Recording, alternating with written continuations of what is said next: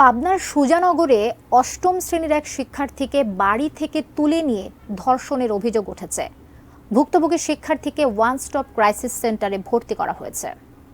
তার পরিবার উপজেলা নির্বাচনের পরাজিত প্রার্থী শাহিনুজ্জামানকে ভোট দেয়ায় প্রতিপক্ষের ইন্ধনে বখাটেরায় ঘটনা ঘটিয়েছে বলে দাবি ভুক্তভোগী পরিবারটির। মিলন মাহমুদের ক্যামেরায় পাবনা থেকে বিস্তারিত জানিয়েছেন রিজভী জয়।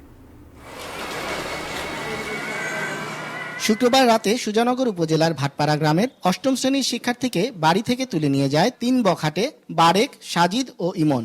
পাশের নির্মাণাধীন ভবনে নিয়ে গেলে সাব্বির ও তুহিন নামে আরও দুজন তাদের সাথে যোগ দেয়। পরে ওই শিক্ষার্থীর চিৎকারে প্রতিবেশীরা ছুটে এলে পালিয়ে যায় বখাটেরা। আমি এটার প্রাপ্ত বিচার চাই, তাতে যেন ওরা আর কোনো মেয়ের প্রতি এরকম কাজ না করতে পারে।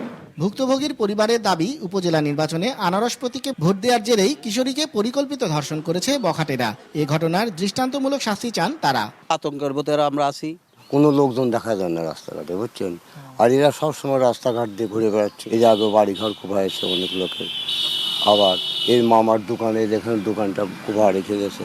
মেইন হলো আনারসে ভোট দেশে এরা এই উপর রাগ করে এরা এত বড় একটা দুর্ঘটনা ঘটাইছে।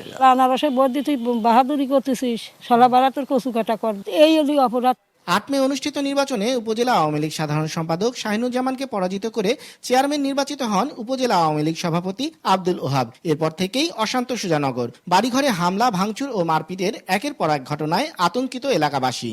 একটা সন্তান তুল্য একটা মেয়েকে বাড়ি থেকে তুলে নিয়ে এসে এভাবে গণধর্ষণ করবে, অপরাধ শুধু আনারস প্রতীকে ভোট দেওয়া। বেশ কিছু বাড়ি ভাঙচুর করা হয়েছে।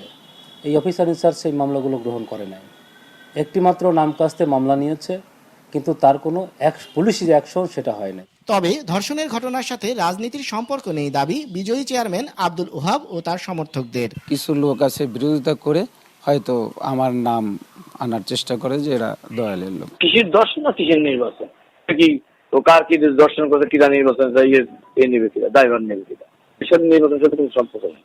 দোষীদের গ্রেপ্তারে অভিযান চলছে বলে জানালেন সুজানগর থানার ওসি জালাল উদ্দিন।